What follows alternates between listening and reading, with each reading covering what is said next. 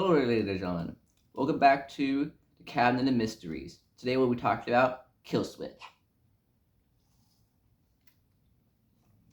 Killswitch was a video game released in 1989 by a Czechoslovakian company known as the Kravian Corporation.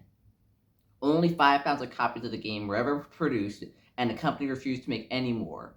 It was impossible for people to make copies of the game, which was a very common practice to do in the late 1980s, which limited the game's existence to only 5,000 copies. Now, once you died in the game, or once you completed the run in the game would delete itself. It would delete itself from the files and made sure it was impossible for you to ever retrieve it, meaning you could literally only play it once, or that which would mean you have to either buy another copy or recycle if you're only ever playing it once. The game was a platformer puzzle game, and you were given the option of playing as one of two people, a girl named Porto and an invisible demon named Gast. The game was created in the spring of 1989 and it was released in the United States of America in the fall of 1989 and was very popular amongst American gamers for a brief, short amount of time before the copies ran dry. Though for the small amount of time the game was easily accessible to American gamers, it was extremely popular. Here.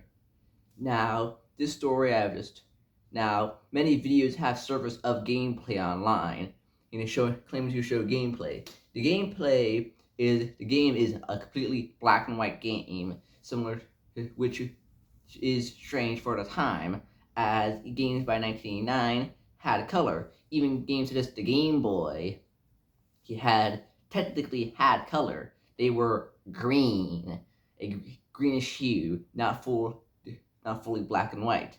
Games hadn't been that way since the 1970s.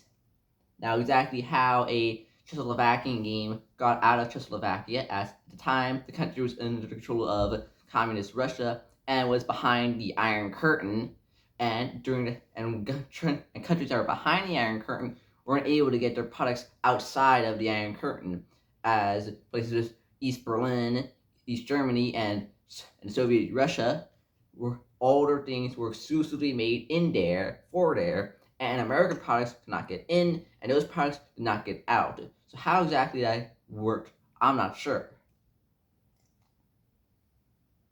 Now, the story I've just told you emerged from a book titled The Melancholy of a Mecha Girl. It was published in 2013 by an author known as Catherine M. Valenti. It is a collection of short stories and poems, and this story was one of them. Now, over the years, many fan games have been created, recreating the details and aspects told within the Killswitch.